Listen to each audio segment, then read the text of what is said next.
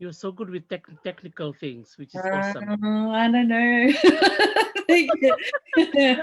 I've had a few bloopers the last few weeks. Oh, But trial and error. It's all about trial and error, I think. yeah. I was telling Kylie about it. I was like, no, the last time I did the class with Kirstie, I really liked it because it was on Zoom but live on Facebook. So Yes. that was good. Oh, here we go. Okay, so we're live on there. I'll just turn that off, and then hopefully the sound won't bounce back. So yes, Bulla, it's so good to see you again, and to be doing this collaborative Talanoa across the ocean and a few bits of land in between here and there. Yes, happy Saturday to everyone else who is watching, or happy Friday, depending on what time zone you're in, because you're still Friday, aren't you? There. Yes, it's Yes, still Friday. yes, so nice. So yeah, we're going to kind of continue on from the talk story that we did a few weeks ago, or it's a month ago now, Yes. and talk about early times in Oceania. So thinking about early human migrations into the Pacific. I'll share my screen so Mm-hmm. that I can see the PowerPoint. Can you see that too, Tarisi? Yes, I can Okay, see it. awesome. And I'll put slideshow on. Okay, so there's our opening, and so yeah, hopefully everyone who's watching saw the first talk story that we did, but for those who don't know us yet, this is Dr. Tarisi Furindilo, and she is based at University of Hawaii Hilo campus, and I'm Dr. Kirstie Close. I'm down in Melbourne in Australia and currently doing some teaching for Deakin University, but I run a business called History's Way, and that's where this is getting streamed to. And then Dr. Tarisi, you'll be posting it on your pages, right? Because you've been super active teaching people on Facebook as well. And you have a YouTube channel too, don't you now? Yes, I do. I have a YouTube channel. And yeah, thanks for the last video that you sent me. So I've also put it up on the YouTube channel as well. Yay! Good. I know you've been getting lots of viewers, so that's really exciting. Yeah, so this will be the next installment, and I think we're still planning on doing a third. That's the Yes. plan. So in this talk story, I'm going to talk a little bit about prehistory and that concept, and how I have issues with it, really, and then looking at the evidence that we have as scholars and people interested in history and archaeology.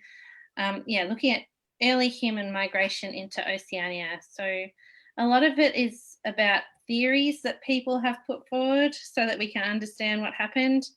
I don't know, do you ever get frustrated that we won't ever really know for sure where people have come from? Absolutely, Dr. Kirsty. Yeah, that's very frustrating for scientists, archaeologists, anthropologists, linguists, botanists, and also frustrating for our own indigenous communities because everyone wants to know, exactly where and when, where everyone came from and how did they get here, and so. What I often encourage my people, when I say my people, I refer to our Itoke communities in Fiji, is to have that broad understanding of knowing how science works and how scientific fields work. We can pinpoint exactly. We kind of give like a time frame, or we say this may be the place. So we use a lot of those words, like maybe, possibly, all those kind of words to reassure our indigenous people that definitely we came from somewhere, Yeah. but I think we need to have that patience, I think, to allow our scientists to also collaborate with our own indigenous stories in order for us to understand our prehistory better. Yes, yeah. And there's been some amazing work done which kind of links those two, well, many multiple knowledge systems together, right? So Yes. that's been exciting. And I think it was you who was telling me about, or maybe it was something that I read about a community in Western Australia where it had talked about an eruption, and it kind of there was scientific evidence found about it, as well as the local oral traditions about it. So it all kind of matches up really well. Yeah, I get so excited by that sort of stuff. Yes. Okay, so there's a term, prehistory, which I've come across, and I would actually love to hear your thoughts on this, Dr. Tarisi. But yeah, the term prehistory, I think, is a bit problematic, and people have started to chip away at it. Often historians and archaeologists will use this to describe the era prior to European colonisation of an area. And so in this talk, we're looking at Oceania. It kind of suggests that there's a disconnect between the before and after of that moment, and suggests that that's a really important moment, and almost puts maybe too much importance on it.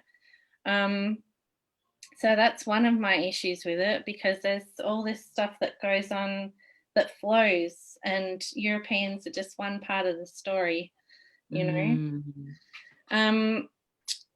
And it doesn't necessarily give that much legitimacy to the stuff that happened prior to Europeans arriving either. So it kind of feeds into ideas about societies that were non-European being somehow lesser.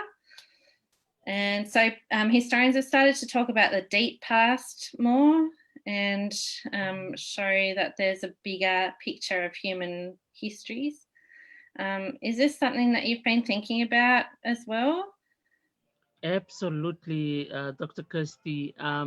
One thing that often I think I like what you mentioned earlier on, which is absolutely true, where the indigenous communities or the non-European communities were looked upon as lesser, and I think it is really true, because it seems like the past before the Europeans arrived is sort of like either dismissed or being erased. I don't know whether there can be, was it a deliberate move? Why did that happen? But also the indigenous voices are kind of like, not put with a lot of importance. Just to give you an example, as you and I both know about Tupaya, he was the Tahitian navigator that was on one of the boats with Captain James Cook. So he knew all the islands to the west of Tahiti. They gave him a pen and there was a paper, and he drew all the islands, including the island of Rotuma. And to me, if Tupaya, who is from Tahiti and is right on the eastern side, and he knew all the islands to the west, and that means it's so much navigational knowledge, so much celestial knowledge, so much geographical knowledge that was not taken seriously. It was more like the European voices was given much more voice or much more volume. So I thank you, Dr. Kirstie, for creating this Talanoa platform for you and I, to be able to give voice, I think, for many of our indigenous listeners, so that they can feel empowered to know, hey, your past is just as important as those written, history that were written by non-Oceanian people. So yeah, I totally believe and agree with what you said, because that's been bothering me for a number of years. The other one, too, if I can add, is the importance of place names, Dr. Kirstie. Oh, yes. Yeah, there's so much power into that. And that's something I've been encouraging my little Fijian children, when I teach my online classes, is to appreciate the names of their tribes, even their family names, like their own surnames. They have meanings, Yeah. Oh, that's cool. So yeah, I think there's a push across the region to have more respect and acknowledge more the place names that have come before, and there's so many layers of history that existing side by side, that we need to kind of make it more complicated than what it has been. Yes. Yeah. So yeah, it's part of the challenge for us now, living in societies that have been colonized and trying to pay respect. Yeah. Anyway, I'm so glad we're having this conversation as well, because that's just, anyway, there's lots to be said. So I suppose spinning off from that a little bit too, often both of our disciplines would love to periodize history or break it down into sections so that you can think through different time frames. So many people have tried this, and this leads people into the trap of categorizing people. And anthropologists have tried to categorize people, for example, by the ways in which their societies functioned, although I think that all disciplines do this too. Like looking at whether a society is capitalist or not, uses certain types of money or like barter systems. Historians such as Andrew Shryock and Daniel Small have encouraged historians to look beyond those categories, and have said that that kind of is damaging for our ways of understanding differences between our societies too. So there is this discussion going on in the literature, not just between you and I. Not just good. off on a tangent. Yeah.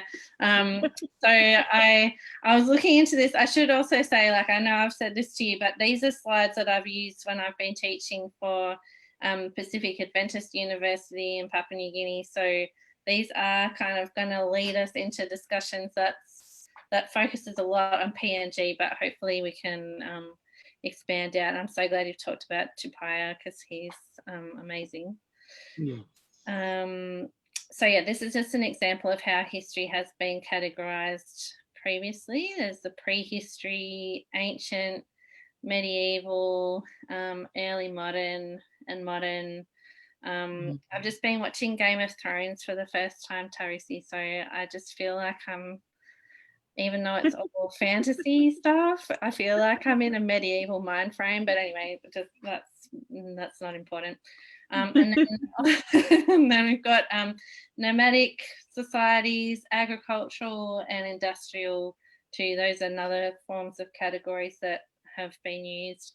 And interestingly, in Australia, we're having a real big shift at the moment in the way that Australia's Indigenous communities are seen, because for such a long time they were depicted in histories as being nomadic. But now there's more and more evidence to show that there was much more agricultural kind of work going on, that communities were much more settled, and it just kind of increases our understanding of how much knowledge they had of the land and how to use it. So it's been kind of exciting. There's been a few really great books come out about that in the last little while. So yeah, these are not like fixed categories. Once you put people into these categories, there's always scope for that to change depending on how research spins off too. Okay, and I think you broke down the different parts of the Pacific, as it's been called, pretty well last time, so I won't go over it, but here's a nice map of Oceania and the areas in which we talk about. Okay, so those divisions, again, I think you've gone over that pretty well, but what I might do is put these slides up at some stage so that people can look through them if they want all the extra information. And so, like I said, there's been some discussions amongst academics about decolonizing oceanic histories, and part of that has been, like what you were saying, calling the region Oceania instead of the Pacific, and thinking about near Oceania or remote Oceania. And those terms, R.C. Green has said, reflect better the early movement of people into the region, like in two waves. So kind of trying to get rid of the divisions that have been brought in by Europeans over the last couple of 100 years. So like we were saying, researchers keep finding new material to try and piece together these stories. And what we know roughly is that migration was originally helped because there was much larger land masses. So Sahul and Sunda, the two big land masses around that joined Papua New Guinea and Australia together, for example, meant that people had easy access down further south than they do now. Migration continued by boat and stuff after they split apart and the oceans rose up a bit higher, but that definitely helped. And I think the next slide, oh no, I don't have it. I thought I had a map of Sahul and Sunda, but maybe that's something else I can post later too. But the theory at this stage, or when I last checked, was that remote Oceania was inhabited about 10,000 years ago, and then near Oceania about 35,000 years ago, so much earlier. And then places like Papua New Guinea were settled in both of those migration waves. So here's the map of near Oceania, and then the more remote one with the earlier and later migrations and settlements. I struggle with this map because the lines are kind of vague, but I suppose that kind of reflects our vague knowledge about about some of this stuff. And then I think this might be a map that you used last time too, showing the movement of people out from Africa and debates about how human patterns of movement out through Europe and Asia as well. Here's Sahul and Sunda, so you can see, those parts of Asia that were joined and stuff. This is really like, you're much more in your comfort zone in these deeper parts of history. Is there anything that you want to add at this point? Yes, I want to really acknowledge the archaeologists from the Australian National University. So these are some of the names I remembered when I was studying there way back in 1996, like a long time ago. Professor Peter Bellwood, Dr. Ethel Anderson, and I think there was Greg Summerhays. These are some of the names I remember. They did a lot of work, particularly in the Indonesian region. Peter Bellwood is he was one of my teachers. I was so blessed to have him in my class. He was such a very humble man. He's written so much about Oceania before he started moving westwards into the Philippines and the Indonesian region. And that, to me, the archaeological evidence really connected very well with the flora and fauna, because there are also some studies done by, our scientists who study, the biologists and the botanists, and also language. That was another part as well, because there's also Dr. Andrew Polly from ANU as well. So I have really been following a lot of the amazing work that they've done. And Dr. Andrew Polly ended up coming to Fiji, and he actually helped write one of the dictionary for the islands of Yasawa, the district of the province of Ba. So I think out of the whole of Fiji, we have dictionaries for the whole of the country, but Andrew Polly actually helped write the dictionary for the Asawa people. So they're really blessed that way. But coming back here, when I teach this part of our prehistory, it's quite exciting when you get students to picture, animals, because, when the two places, divided, some of the animals that you can find on Sahul is also found, in Sunda. And they wouldn't just appear on their own, but for some reason, the plants are similar. It's sort of like a jigsaw puzzle. If I can make it simpler for those of you who are listening in, to understand that the whole geology of the whole world was sort of like a jigsaw puzzle. When things started moving apart, actually when they started breaking away, animals that were on that part moved with that piece of land, and that equals the remaining part that left behind. So when you actually learn and understand how the geology happened and how flora and fauna became evidence of such move, it's very, very exciting. And you kind of realize how much that was happening on this earth thousands and even millions of years ago. Very Yeah. exciting. I keep thinking about the movie Ice Age now too. You know how they have you Yes. anyway. So you can see my brain's in pop culture at the moment. Lots of cartoons, but I can also just picture all these little animals like waving goodbye to their friends as the land splits apart. But yeah, anyway, but yeah, it is like a big jigsaw puzzle, and it's cool Yeah. when you get these graphics that show like kind of an idea of what it was like, and you can visualize it more. Yes. Yeah, so okay, so I'm going to use PNG as an example again, and then maybe I can get you to fill in some of the Fijian details, Dr. Tarisi. But about 30,000 years ago, they think people were settling on the islands of New Britain and out in the eastern parts of what's now Papua New Guinea, like around New Ireland. And this is kind of in that late Pleistocene era. I hope I've pronounced that properly, because that's probably changed too since I was at school. And then about 21,000 years ago, they think people settled on Manus Island. 9,000 years ago, there's some evidence of agriculture starting up in the highlands.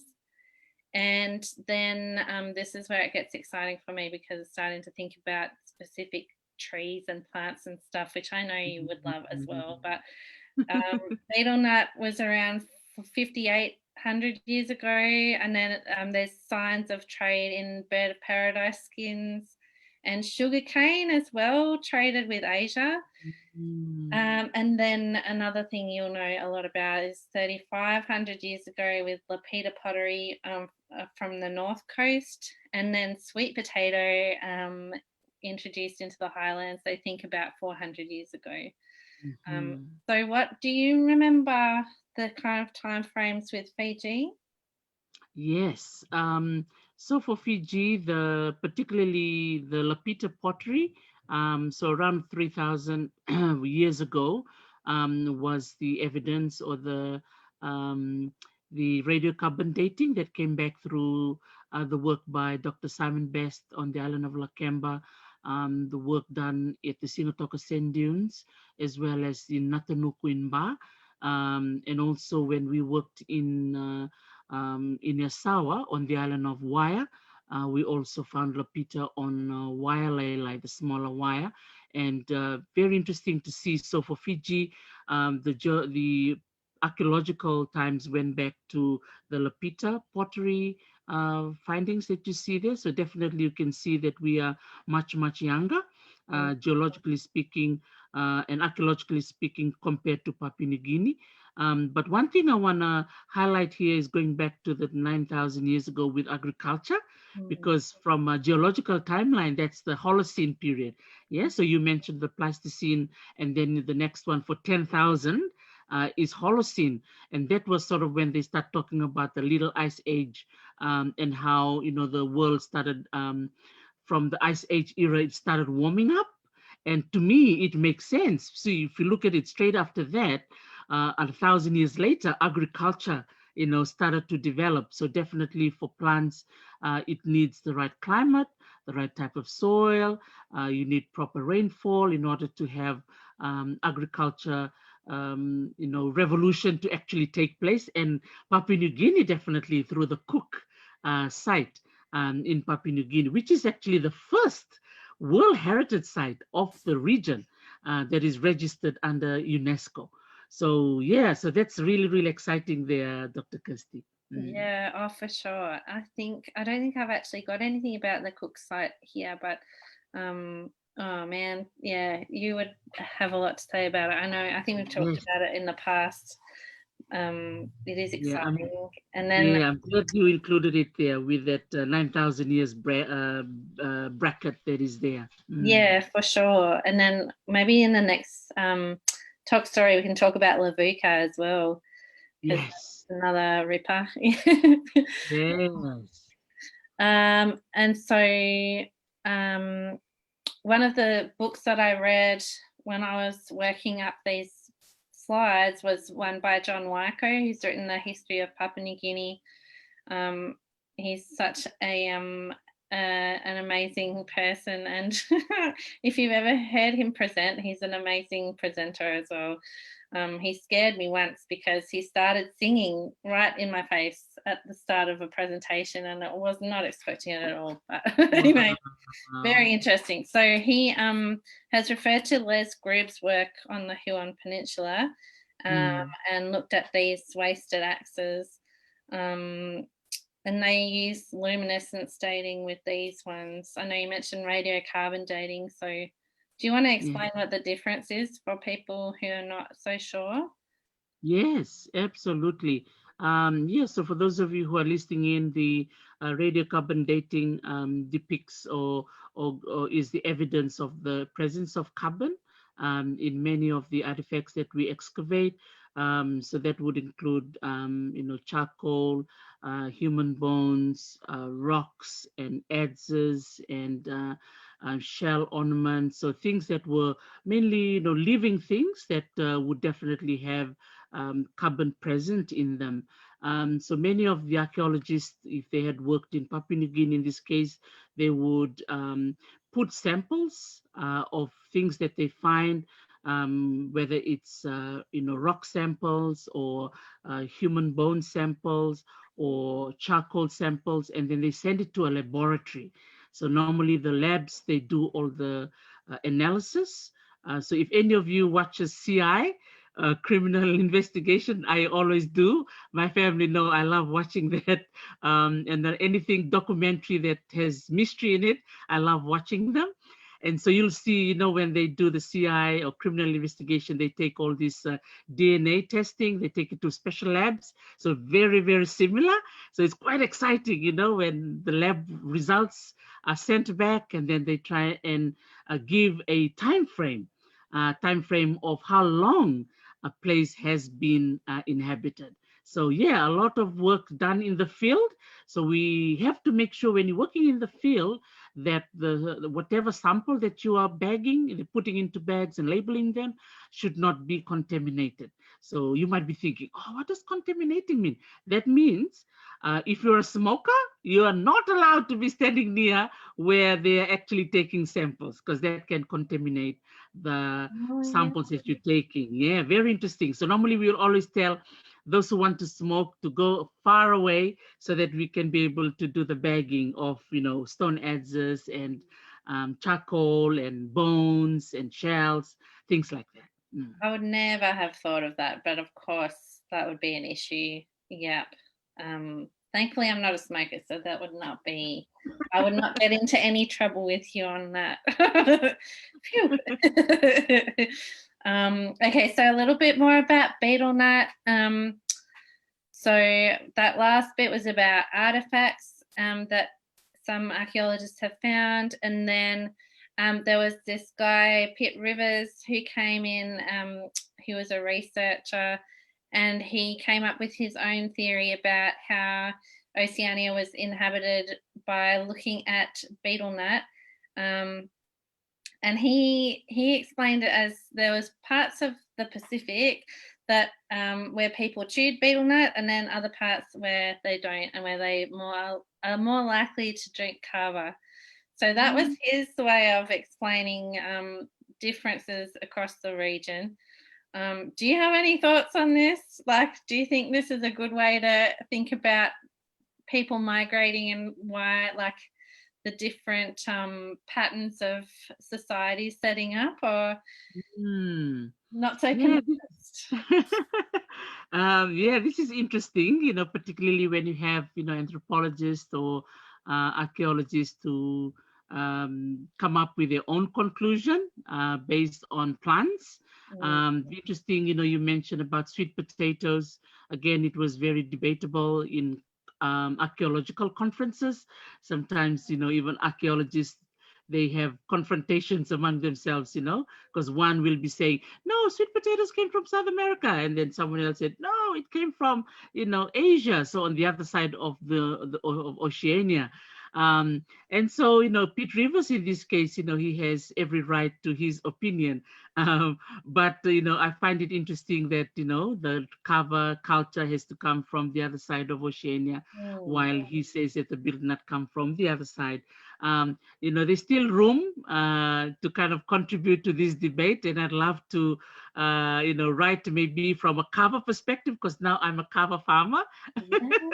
And my family in Fiji, they also have kava farms, and I'm now into researching more about kava, which is very interesting because it actually goes back through to Vanuatu and to Papua New Guinea, which is kind of another interesting place because these two places have some original sort of species of kava. So that'll be interesting to find out how the kava came there. Did it come from South America or did it come via Southeast Asia? So yeah, I'd love to, share more maybe in our next talk story, Yeah. in order to, yeah, to add more to this because kava, today it's such a hot topic because it's one of a very highly paid commodity. It's everyone wants kava these days because it's got a lot of healing properties. So I think at this time is really just to acknowledge our ancestors for keeping the knowledge alive, and it's sort of like the gift, right? They left a gift for us, this generation today, and hopefully you and I can inspire the next generation for them to take a lot of their tree knowledge seriously, learn more about the betel nut culture, learn about the cover culture, because we can learn more about ourselves through these plants. Exactly. Yes. Oh my goodness. Yeah, there's so much to say again. But yeah, hope we'll have to think. Okay, so Lavuka and Kava for the next talk story. There are two things on the list already. Yes, But definitely. yeah, I think it's been in the news here too because they're talking about lifting some of the restrictions around kava imports, I think. So it has been in the news. I'll have to research that a little bit more because it's been happening through lockdown and I just haven't been able to pay as much attention as I should. But yes, I love that you're doing that research. I would love to hear more about that from you. Yes, definitely. And we're learning a lot of the Hawaiian cover species. I think they have 13 here in Hawaii. Wow. Yeah, so everywhere, all the farmers that we go and talk to, I get to interview them, and then they show me the different types and the names. And so I share it with my brother, who is a cover farmer in Fiji. And so he was saying to me the other day, hey, can you share your research with me? Because here in Fiji, we just look at cover like all the same, but Yeah. there are actually differences and their names for each species. And so I told him, yeah, I'll definitely share it with you and other farmers so that they can, when they're planting, they know which cover species they're planting and why certain cover species has more cover lactones than others. So the cover lactones are the ones that scientists go for because they are the ones that has a lot of healing properties. Okay. Oh, wow. Mm. Okay. Yes. No, this is a very, very interesting topic. Okay. But yes, we'll push it off until next the next talk story because I think there's so much Yes. to say. Oh yeah, here's Pitt Rivers beetle line, and like you said, there's that argument about stuff coming from South America and stuff coming from Asia. So there's that kind of meeting point around Vanuatu, to the east of the Solomon Islands. Yes. And so that's that. And then, like you were saying too, the sweet potato has had a similar discussion happening around it. So they think that the sweet potato was brought in not from the southeast, but from the Bismarck archipelago. So it's kind of like a scoop around. So it kind of challenges some of those ideas that it might have come down through Asia directly. Absolutely. Yeah, and then here's some of the plotting that they've done around the different types of potatoes. And like you said, there's all these different types of kava. This is kind of untangling some of Mm. the sweet potato types and varieties. Yes, Yeah, absolutely. And that's to me, one thing I really admire about Papua New Guinea, the agricultural revolution, was there, in Papua New Guinea. And when you think about it, it goes back, all the way to Babylon. There was a lot of attention and focus on the other side of the globe about the agricultural revolution that happened there. But when you think about it, hey, we also had our own agricultural revolution in our own neck of the woods, here yes, in Oceania and in Papua New Guinea. So again, another reminder of how important our history is. yeah, exactly, exactly. That's such an exciting way of thinking about it and of Mm. challenging that importance that's been placed on the Northern Hemisphere kind of Yes. histories. There's so much more that can be said and thought about from down here, for sure. And then, so the next thing I had was about linguistic heritage too, and there's so much diversity in language across the region, let alone in Papua New Guinea. Papua New Guinea is its whole other thing. But that's been divided into Yes. Austronesian and non-Austronesian languages. And so again, I'm going to refer to John Mm. Lyko. So he explained it in a way I thought was quite clear, which was good. And he said that those languages have been used to explain that Papua New Guinea's highlands were occupied in the first wave of human migration, Yes. and they're the Austronesian speaking peoples. And then the second wave to arrive, who settled mostly around the coast when speaking non-Austronesian languages. So that's one of the ways in which they've thought about those human movements too. Wow. Yeah. Yes. So with Fiji, what's the theory with language for Viti? Yes, for VT, definitely. If I remember one of the papers that was written by Dr. Paul Garrity, really want to acknowledge Dr. Paul for the work that he has done for Fiji, explaining the language issue.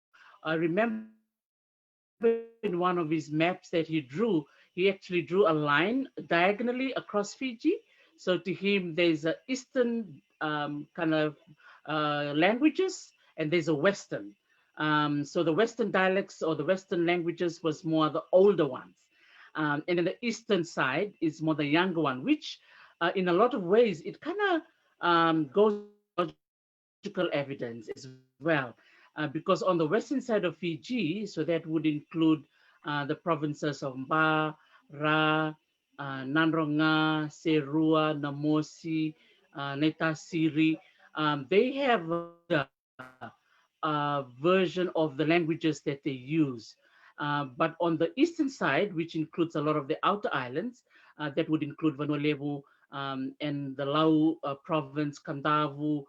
Most of our languages has a lot of affinity to Polynesia. Hmm. A lot of our dialects, even for me, some of my dialects from Kandavu has a lot of Tongan influence in it, which kind of signifies the younger, element that is associated with it. For example, words like morning in Fiji, like in Kandavu, where I'm from, we call it bongi bongi. Yeah, bongi bongi. But in the Tongan, it's pongi pongi. You just change the first letter from P and B. And so that kind of explains, supporting what John Waiko said.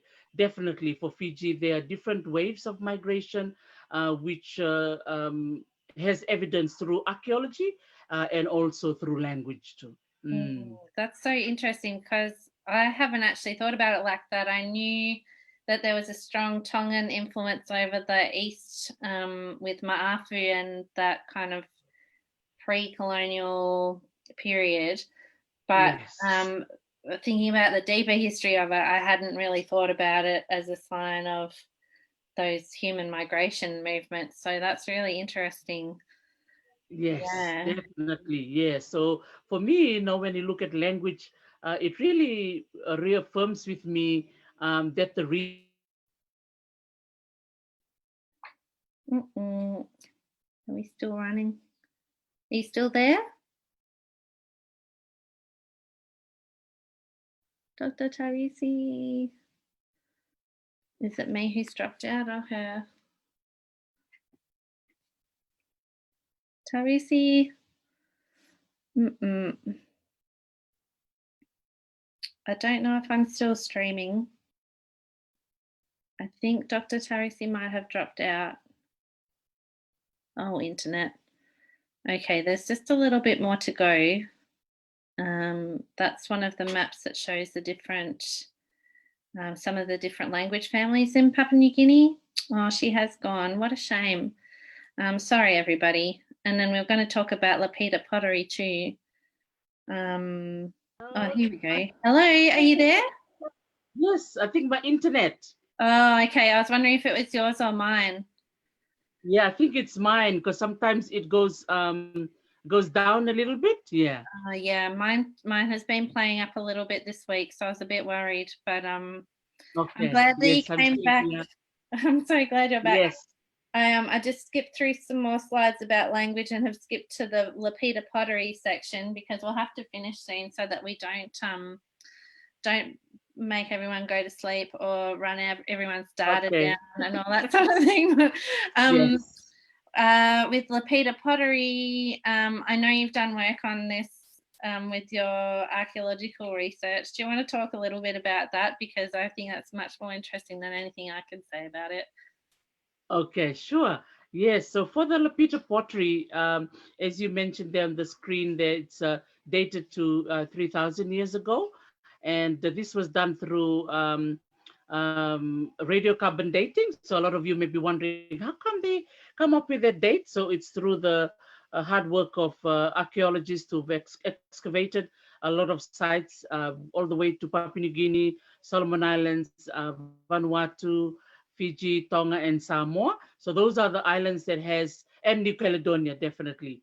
That's where all the Lapita potteries are found. So the features of Lapita pottery, it's reddish in color. So you can see the picture here. It's kind of reddish. And some of the designs of the Lapita pottery is actually on the outside surface, but also on the inner surface of the pot. So that makes it unique and makes it special as well. Because some of the pots that we have today, they are plain or they have different types of designs and patterns. But the Lapita, one fact is that it's reddish. So that's the color that you see. And the second one is the design, but also the type of design. So the design is very, very fine. So according to the archaeologists, they use something like a fine tooth comb. That's how best they can describe the tool that was used for these type of Lapita pots. Now, the thing with the Lapita pots, the word Lapita actually come originally from the Kanaks in New Caledonia. So it was in Kone in New Caledonia where the word Lapita came from, and so the pottery was named as that. And so some of the sizes of the pots were huge, were really, really big. So it was not just for cooking, but even they have human remains in some of the larger pots, Wow. which signifies the fact that yes, that some of these pots were used for ceremonies. Yeah, wow. Okay. They must have been huge. Really huge. Yes. Yeah. Wow. And so Mm. you've had a chance to look at some of them in the museums that you've worked in, Yes. right? Yeah, cool. Yeah, Um, absolutely. Yeah. Some of the so some of the pots that are found at the Singatoka Sand Dunes are now kept at the Auckland Museum. So those of you who are listening in from New Zealand, they can also see some of these pots at the Auckland Museum and Te Papa in Wellington. Most of those pots that are collected in those two museums were excavated by Lawrence and Helen Burks at the Singatoka Sand Dunes. So they still held there. They're well looked after. They're in good shape. And so I've been really, really privileged to excavate some of these pots and looked after some of these pots, and also worked with Professor David Burley from the Simon Fraser University in Canada. He also worked with us in Sigatoka. Yeah, a lot of archaeologists that I've worked with have really provided a lot of wonderful evidence for us in Fiji to, yeah, to I think to be proud of our pottery tradition. Even though a lot of us like, oh, that's what my grandmother used to make, and they leave it there. But if you study it further, then you'll appreciate your own history better. Yes, and how old it is. Like Yes, it goes definitely. back thousands of years. That's amazing. Actually, most of them, they have to be scientists because you have to have the right kind of clay, and you have to know your sand, and then you have to make your own furnace. Mm, Really? Okay, so that's all fired clay kind of. Wow. yes. Okay, awesome. Yeah, cool. All right, so let me see if I've got any more slides. I think this is about it. Whoop. Oh yes, here we go. So Vinaka, thank you to everyone for listening in. If you're listening in, sorry that the comments from Facebook don't come up for me when we're on the Zoom.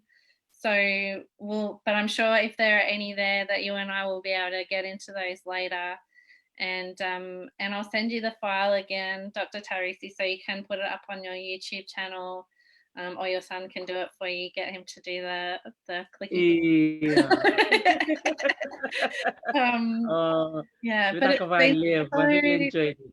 yeah, me too, and I'm so glad and so appreciate hearing more about your research because yeah, you always have such interesting things to say, and I get so excited hearing about your adventures in Sigatoka and all that kind of work that you've done in particular. But yeah, it's just so nice working with you on this. Mm, And even though we're in different time zones, it makes me feel like we're not so far apart.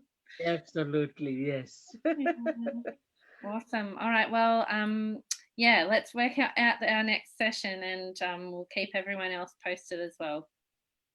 All right. Yes, Vinaka vakalevu, Kirstie. I Okay. really appreciate the time and the effort. And sorry about this noises everywhere, back and all over, because these children in our neighborhood that are playing some music, Oh, because they've been what do you call studying at home because of COVID, as you know, which is happening in yeah. Melbourne too.